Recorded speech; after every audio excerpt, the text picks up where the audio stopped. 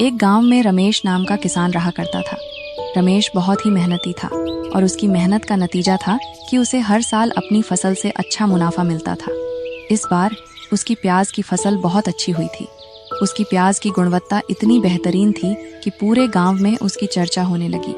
एक दिन धनराज नामक एक अमीर सेठ ने सुना कि रमेश की प्याज सबसे अच्छी है, इसलिए वह रमेश के घर आने का निर्णय करता है और अगले ही दिन धनराज सेठ उसके घर आते हैं।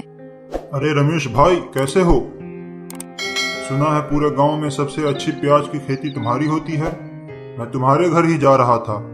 अच्छा हुआ तुम इधर ही मिल गए। हाँ हाँ सेठ जी, सही सुना है। इस बार क्या हर साल मेरी फसल अच्छी होती है? रमेश, मैंने तुम्हारा बड़ा नाम सुना है। तुम बहुत ईमानदार और मेहनती हो, इसलिए इस साल मैं तुम्हारी प्याज खरीदना चाहता हूँ। हाँ सेठ जी, क्यों नहीं, आपको मैं कैसे मना कर सकता हूँ। तो ठीक है, कल मैं अपने नौकर को लेकर आता हूँ। रमेश घर आता है और अपनी पत्नी से कहता है, अरे रानी सुनो, कल सेठ धनराज अपनी प्याज खरीदने आने वाले हैं। अरे ये तो बड़ी खुशी की बात है जो धनराज सेठ हमारे घर आ रहे हैं। फिर थोड़ी देर बाद रमेश को विचार आता है, कहीं धनराज सेठ को दी हुई बोरी में सड़ी हुई प्याज मिली तो गड़बड़ हो जाएगी। नहीं नहीं, अगर ऐसा हुआ तो मैं गांव में बदनाम हो जाऊंगा। सुनो, गोदाम में जो प्याज की बोरियां रखी हैं, उनमें से कई प्याज की बोरियां सड़ गई हैं। तुम जाकर सड़ी हुई बोरी निकाल दो और थोड़ी साफ सफाई कर दो।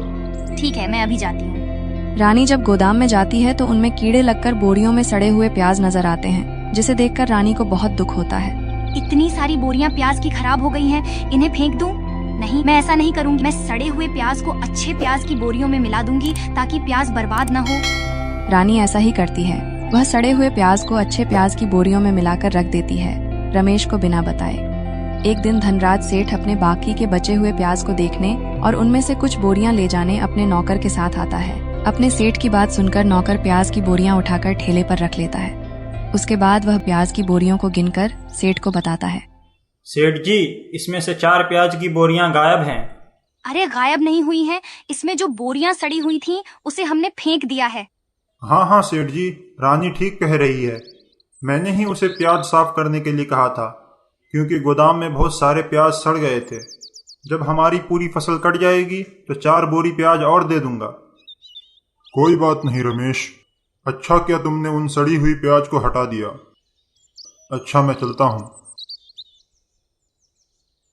सेठ और उसके नौकर के जाने के बाद रानी अपने पति से कहती है, देखिए जी, मैंने उन प्याज की बोरियों में से 1-2 अच्छे प्याज की बोरियां भी उठाई थीं, ताकि सड़ी हुई प्याज के साथ साथ अच्छे प्याज भी मिला दिए जाएं। ये क्या किया तुमने?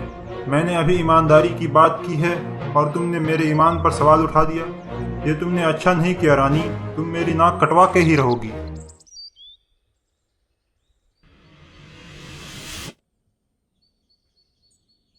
सेठ जी, हमारे गोदाम में रखे हुए प्याज तो सड़ रहे हैं। ऐसा कैसे हो सकता है?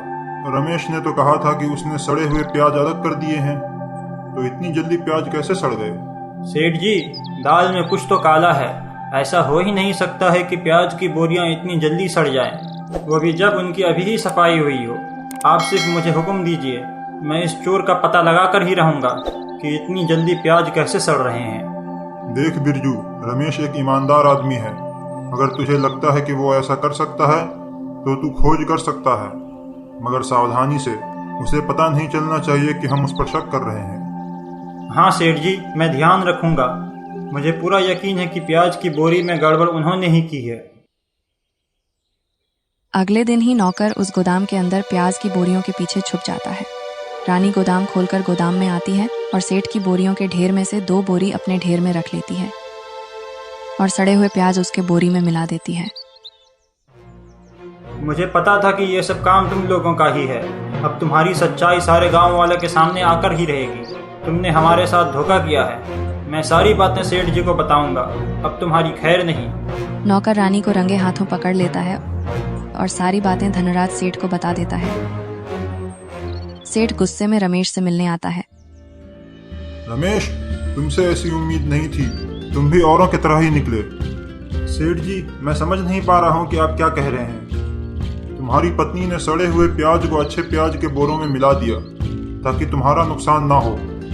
मगर उसकी वजह से हमारे सारे प्याज बर्बाद हो गए। मुझे इस बात की जानकारी नहीं थी सेठ जी, मुझे माफ़ कर दीजिए। बिरजू, मेरे सारे प्याज के बोरे अभी के अभी मेरे गोदाम में ले आओ। और रमेश, आज के बाद मैं तुमसे कभी प्याज नहीं खरीदूंगा। सेठ यह कहकर चला जाता है। रमेश रानी को खूब डांटता है। तुम्हारी वजह से मेरा नाम खराब हो गया। मैंने तुम्हें साफ सुथरा काम करने को कहा था और तुमने उनके साथ धोखा किया। मुझे माफ कर दो। मुझे लगा था कि सड़े प्याज को फेंकने से अच्छा है कि उन्हें अच्छे प्याज में मिला दिया जाए। मैंने नहीं सोचा था कि इससे इतना बड़ा नुकसान होगा। अब सब कुछ खत्म हो गया है, लेकिन हमें अपनी गलती से सीख लेनी चाहिए, इसलिए सावधान रहना। आइंदा से ऐसी गलती मत करना। लालच और धोखा दोनों ही विनाश का कारण बनते हैं। सच्चाई और ईमानदारी से ही सच्ची सफलता मिलती है।